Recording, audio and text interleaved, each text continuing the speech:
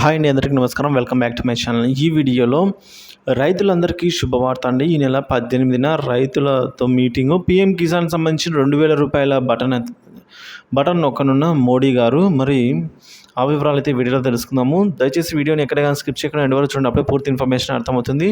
అలాగే వీడియోకి ఒక లైక్ చేయండి. ఇక విషయానికి వచ్చినట్లయితే పీఎం కిసాన్పై మోదీ సంతకం. పేమెంట్ స్టేటస్ ఇలా అయితే తెలుసుకోవచ్చు. సో ఆల్రెడీ సంతకం చేశారండి.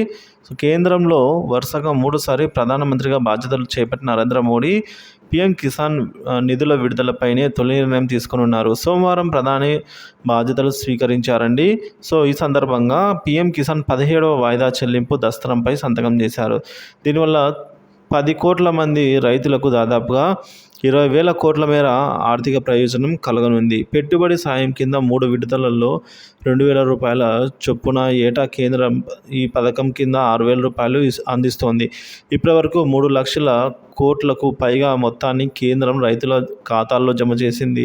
17వ విడత పీఎం కిసాన్ సమ్మాన్ నిధి మొత్తాలు త్వరలోనే అయితే బ్యాంకు ఖాతాల్లో జమ కానున్నాయి. ఆన్లైన్లో కూడా వివరాలు అయితే మీరు తెలుసుకోవచ్చండి. పీఎం కిసాన్ అనే వెబ్సైట్లోకి వెళ్ళి మీరు లాగిన్ అయిన తర్వాత మీ మొబైల్ నెంబర్, పాస్వర్డ్ తర్వాత మీరు చెక్ చేసుకోవచ్చు. సో మొత్తానికి ఈ విధంగా అయితే రైతన్నలకి శుభవార్త.